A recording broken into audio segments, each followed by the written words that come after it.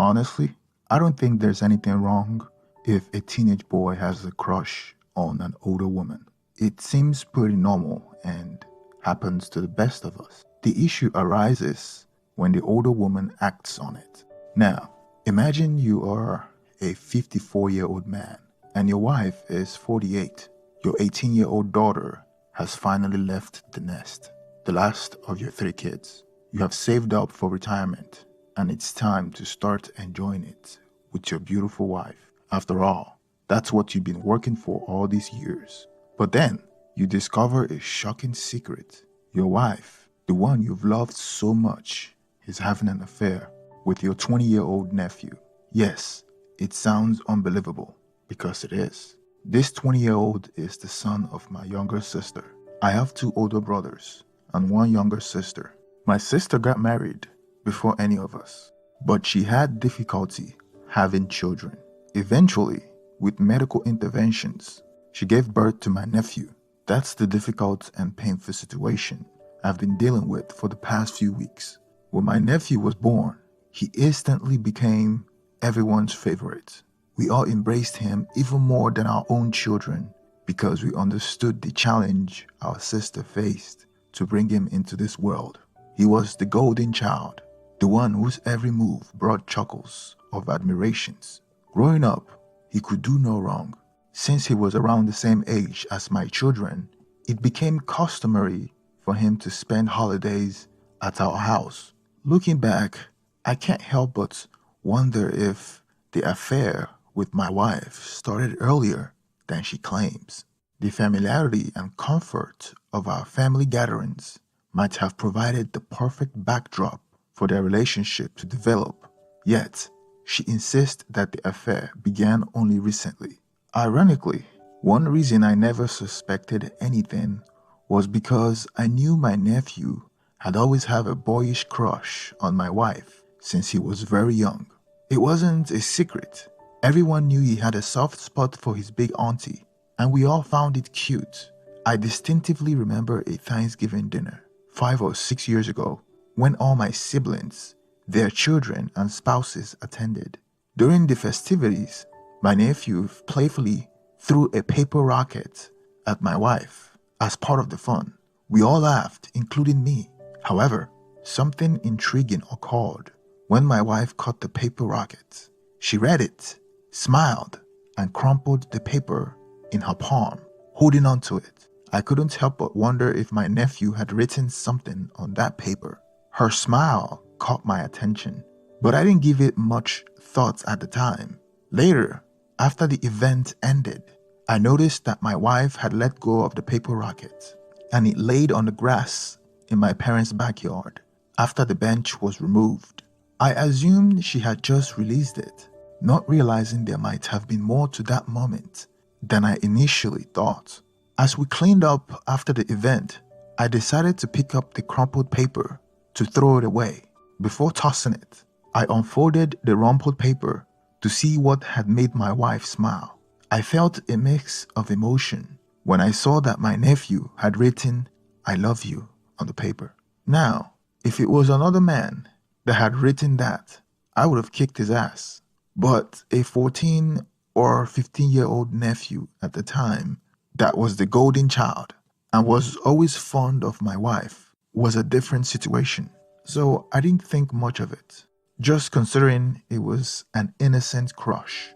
I too had crushes when I was his age, so it seemed normal. Fast forward 6 months ago, my wife and I had a great marriage. We maintained a reasonable level of intimacy, having sex at least once a week, which was understandable given our busy lives. We never argued. Our understanding of each other made our relationship smooth. I envisioned a fantastic future that I was eagerly looking forward to. However, everything changed on that very day when I caught my wife in a lie. That lie set off a chain of events that continues to impact my life till this day. It was 6 months ago, on a Saturday. I was on the phone with my sister, who lived 3 hours away. She mentioned that her son's phone location shows he was at my house and around my area of town. It wasn't uncommon for my nephew to drive over to spend time with my older kids, though only my daughter was home at the time, and they weren't particularly close. I wasn't entirely sure because I had been busy and my wife had told me that she would be traveling for a day and a half to visit her family. Typically, when I get home from work, I go straight to bed, so I wouldn't have noticed if he had visited, especially with my spacious 5-bedroom, 4-bathroom house. I told my sister that I haven't noticed him since I was occupied. After ending the call with my sister, I wondered where my nephew was, if he was coming to my side of town or if he was already there like his mother said. He must have dropped by to see me. The uncertainty lingered in my mind. I immediately called my nephew, asking him where he was without mentioning what his mom had just told me. He claimed he was still at school. I found it strange since his mom had his phone location and she said he was around my area. I thought maybe there was a mistake. I made the call out of curiosity, but his reaction on the phone made me feel like he was hiding something. He stammered and then mentioned he came by my area to see a friend and dropped by my house, but nobody was home. I questioned why he didn't call anyone. We would have rushed home to welcome him. He responded that he didn't want to bother anyone. Seemed odd, not wanting to prolong the conversation, as I sensed he was hiding something and not wanting to confront him. My intent was just curiosity, so I bid him farewell and hung up the phone. The uncertainty lingered, and I couldn't shake the feeling that something was amiss. I am typically the type who likes to resolve and get to the bottom of things, given it was part of my job. So I took it a step further. In a nonchalant manner, I asked my daughter if she had seen her cousin since she's been home all day. She said no. I checked the Ring camera, and there were no signs of him visiting my house. It became clear that my nephew was lying. Since my wife hadn't been home since the day before, I didn't feel the need to ask her immediately. However, the fact that my nephew had lied bothered me. It kept running through my mind, trying to understand why he would lie about such a simple visit. The feeling bothered me so much that when my wife came home that Saturday night, I shared the story about how our nephew had lied, finding it strange. Surprisingly, my usually talkative wife was uncharacteristically quiet. For once, she didn't have anything to say or any opinion on that matter. The silence only added to the unsettling feeling that something wasn't right. When I woke up the following morning, everything clicked in my mind. The absence of my wife on that Friday, when my nephew was supposed to be in my part of town, my nephew's well-known crush on my wife, and my wife's unusual silence when I asked her for her opinion on my nephew lying. For the first time in our 22-year marriage, I decided to snoop on my wife's phone to see if I can find any conversation between my wife and my nephew. Surprisingly, there was no text conversation at all. Thinking they might be using other forms of communication, I checked her Facebook Messenger, but there was no trace of conversation there either. Believing I might have been wrongfully suspecting my wife, I eased off and kept a watchful eye. One day, I was observing my wife texting. I noticed she was using an app I wasn't familiar with. Later, when I looked through her phone, I discovered the app was Snapchat, and the person she was chatting with most frequently was my nephew. The unsettling truth began to unfold. It turns out their conversation on Snapchat automatically deleted every 24 hours. The last conversation I managed to see included details about their affair. Armed with my wife's password, I accessed her password storage on her phone, downloaded Snapchat on my phone using her login credentials, and began uncovering their interactions. While they didn't text frequently, they exchanged nude photos and compliments. In a close call, while I was documenting evidence, I almost got caught when I took screenshots of the messages. Snapchat notified my wife that a screenshot had been taken.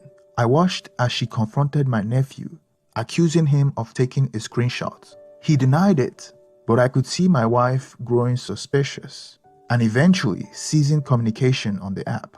Realizing she was spooked, I knew I had to gather enough information to confront my wife. This revelation occurred about 4 months ago, and mentally preparing myself for the confrontation was challenging.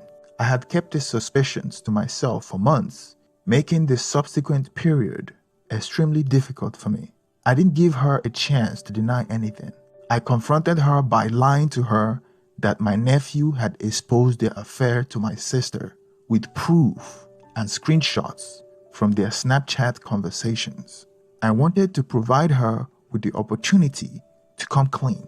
The shock on her face was evident as she started crying, admitting that she had been attempting to end the affair. According to her, the affair had started a year ago, involving various activities including kissing and oral, but recently started penetrating. However, she claimed that it was during his recent visit that they first started penetrating. Her reasoning was that I was often busy and he gave her attention. In her weakest moment, she succumbed to it. It was the most difficult moment of my life, struggling to come to terms with the realization that my wife had been intimate with my nephew. Even though my wife thought my sister already knew, I knew I had to tell her, and our relationship would never be the same. Our close family would never be the same. The night after my wife confessed, she pleaded with me not to file for divorce, insisting that we could save our marriage. However, at that point, I wasn't even considering our marriage. My thoughts were consumed by how this news would devastate our family. That night, I called my sister and disclosed the affair between her son and my wife. She was horrified and immediately placed the blame on my wife, suggesting that she seduced him. I noticed that my sister was trying to deflect as much blame from her son as possible. As a mother, protecting her son was her first instinct, but I was disappointed that she didn't consider my feelings. Her immediate reaction was to shield her son. I told her directly that I expect her to ensure that our path never crossed and that her son should do whatever it takes to avoid me and my children. That's when my sister started pleading with me. In the back of my mind, I understood that the blame rested more on my wife. She was the one I had a commitment with, and why my nephew's actions could be partly blamed on raging hormones. It also indicates a lack of respect for me. My sister urged me to keep it a secret from our other siblings and parents, fearing that it would destroy our family and bring embarrassments. However, I disagreed. It seems she was trying to shield her golden son. As embarrassing as it might be, hiding the truth would only lead to more embarrassment when the news eventually surfaced. I pondered what I would say if people find out I divorced the wife I've loved so much. What would I tell my kids? How would we explain the absence of the golden nephew at family events? Keeping such a significant secret was out of the question. I knew conventional advice might be to refrain from reacting in the midst of emotions, but in my situation, I felt that holding this secret past the initial shock and embarrassment would only lead to more shock and embarrassment if everyone found out at different times. Against my sister's advice, I chose to tell my older siblings and my kids that very night. It's fair to say that everyone in my family now knows. My nephew has tried calling me several times to apologize, but I haven't picked up his calls. My kids have called him, expressing their anger, and my sister and relative have called me, crying about the situation. My sister even offered to come stay with me since my wife is moving out, but I prefer to be alone with my kids during this time. I don't want anything around me that would remind me of my soon-to-be ex-wife and my nephew. I'm still in the process of trying to recover, but it seems like a daunting task. Our once close family and extended family may be destroyed forever. Yes, I am definitely getting a divorce from my wife. However, I want to handle it in a way that doesn't put us in financial danger. To her credit, she's agreeing to everything I ask for and is making our separation as amicable as possible. It's not the path she would have wanted, but she feels she has no choice as everyone is now against her. The aftermath of this situation is overwhelming, and the future of our family has been irreparably altered. Thank you for staying to the end of this story. Please don't forget to like and subscribe. And let me get your opinion on the comment section. Thank you and have a wonderful day.